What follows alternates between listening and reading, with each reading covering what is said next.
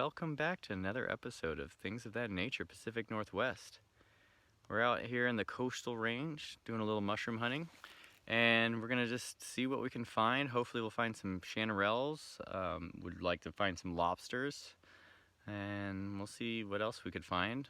Yeah, it's been kind of a strange year. We got these wildfires going on in the Cascades, and so that's why I kind of chose to go up into the coastal range. The season tends to start a little bit earlier, but it is still pretty dry, and I know that the fire danger is at extreme, and we are dealing with a bunch of wildfires. You can kind of see a little bit of that haze in the forest in the background, and that's coming from the Cascades. So yeah, it's kind of surreal. Haven't really seen that here, but hopefully, well, get out into the woods.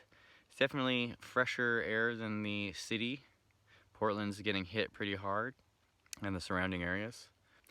All right, well, we're gonna get started and yeah, try to hopefully bag some mushrooms. So when you're mushroom hunting, you don't really get the luxury of on trail being like backpacking.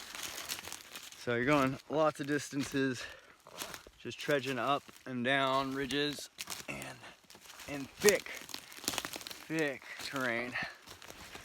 And so you kind of just gotta go where you might think the mushrooms are. So typically I like in the drier areas trying to get on north faces like that, but look at, I think we're coming up to something. Oh sweet, as you can see, boom, boom. We got a couple chanterelles right there to start. That's pretty awesome. We'll probably kind of break down and show some. I've noticed that there are a couple that are on the moldy side. This earlier season has that. But hopefully as the rain sets in, we'll get another flush. But hopefully we're gonna find some lobsters. Tend to find more lobsters in this drier climate when we get there. But just been noticing just a couple buttons of the shanties. I'm sure if we were a little bit closer to the coast that we would be getting a little bit more moisture. Right now we're about 30 miles away. So, but we'll be kind of going in a little bit deeper and see what we can find. Now, when you do get into an area where you can find a game trail, see like this kind of worn down path, it does help navigate a little bit up into there. And I've also found that I found some really great patches just kind of going into the game trail. Sometimes it just kind of fades. Like, well, we can look down there. There's another more established game trail. I'm sure a lot of people, also maybe hunters and stuff, use that.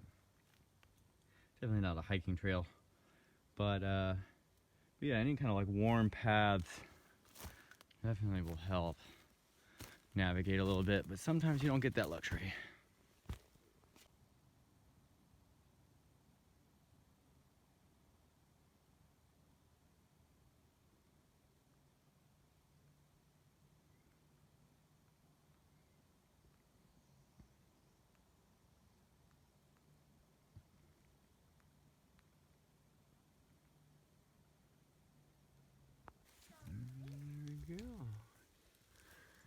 Some lobster mushrooms.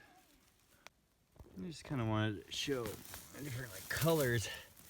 So the hypomyces, the mycelium part, grows over the mushroom and it's white. And as it develops, it starts to become more red and orange and red. So, but I really love it when you get to this stage. Nice and firm. It looks like something was munching at it, while something else was really liking it. So yeah, this area, not only is it where the gills were on the original mushroom, but this orange color is where the spores are starting to develop. I love that color. When it starts getting red, tends to be a little more buggy. I don't know if it's because that kind of seafood flavor starts to come out more and it attracts the bugs more. Not exactly sure, but this is definitely a stage that I really enjoy the mushroom at. So, kind of to show you how hidden they can get. And you can only just see sometimes little glimmers, just a little flash of orange, but they tend to be pretty hidden. So it's usually when you find one, you really want to kind of take your time and look around because there are typically more of them. I typically like to kind of brush things up just a little bit, and look at that, boom.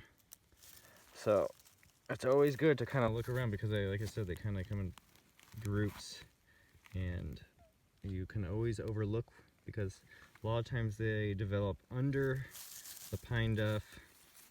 So just making sure to kind of take your time, check around, see, because this nice patch. Within just a couple of feet, got another one.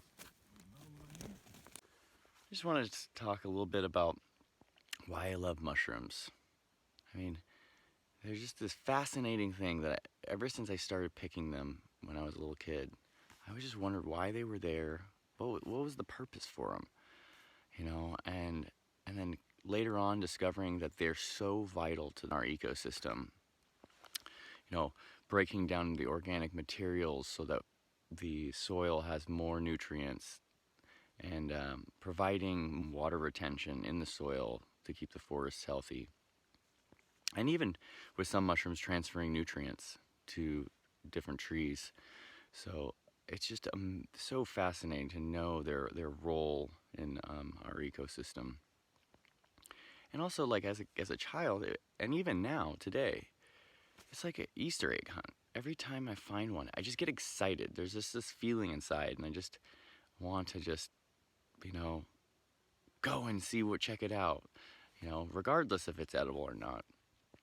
And I feel like that's just gonna stay with me my whole life. It's just one of those things, and I'm just so fortunate to have that in my life, and very grateful.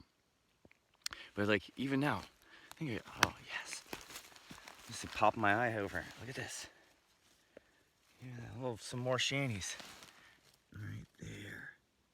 Yeah, it's so awesome. Just like, you know, that's why I'm always like looking left and right, because I'm always just wanting to discover new things, even or rediscovering things that I already knew. It's just one of those fascinating things.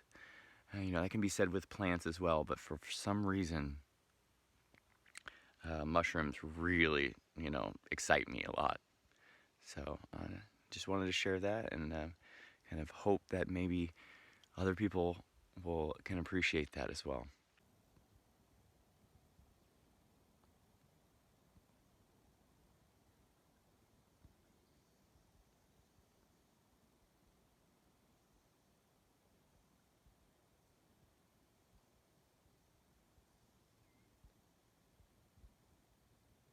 These lobster mushrooms are pretty unique type of mushroom because it's a parasite that grows on another mushroom.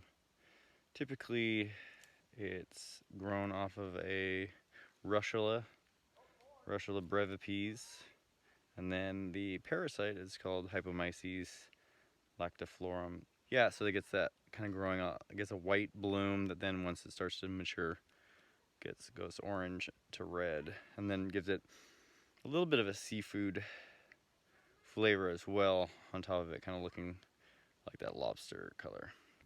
Okay, I just wanted to show different stages of the growth of the hypomyces. So the white mycelium that kind of grows on the outside of that, right? And then you got the orange where the fruiting bodies are starting to form and develop as they mature. So this one is very in the immature stage. I really like this stage. It tastes really good. Not as funky as, you know, someone would say, fishy. And then got this one. This is also still really good. A lot of times I like them when they're white on the top and just starting to get that orange. Very beautiful. But definitely the fruiting bodies are becoming more mature. And you can see that. And then we have fully mature. This one's still, it's maybe like a little bit of just a slight sponginess. Now all these ones really, really firm. And you see there. That's a little bug hole. So we're gonna try to probably cut that back and see if we can get to it to where it's clear, cleaned up. This one, I imagine, if we cut into it, definitely probably gonna have some bugs in it. But to show, and then we're starting to see the actual spores from the fruiting body, and so that's where you get that like white bloom. But if you can always like eat this as long as you kind of cut it back and get it to a point. But these two are the most ideal. And yeah, so there we go, the different stages of the lobster mushroom. So I just cut that butt away just to show that the little bugs, the maggots, were very superficial at the time. So I was able to cut that, and they weren't very deep. So this is actually still really good. I imagine once you get this all cleaned up, nice and tasty. Different things to, you can always saute these like with butter or add things in your normal dishes. One thing I really like to do when they're really dense, especially these, is you can mandolin slice these or just hand slice them really thin. And you can deep fry these, and they actually create a little crispy chip. And I really like the taste of it. That little funk to it provides a nice little flavor. All you need is just a little bit of salt and pepper. All right, so this concludes another episode. It was pretty great. We got, I don't know, probably like 20 pounds of mushrooms, pretty much mostly lobster, but that's okay, because I'm really excited to get back and start cooking those up. So yeah, we're gonna take this back. I don't know if it's gonna be in this video or we'll do another like kind of a cooking video. But yeah, a great day. I mean, considering that it is kind of the smoke haze and all that, but yeah, a little fresher air, so it was nice to get out. Till next time.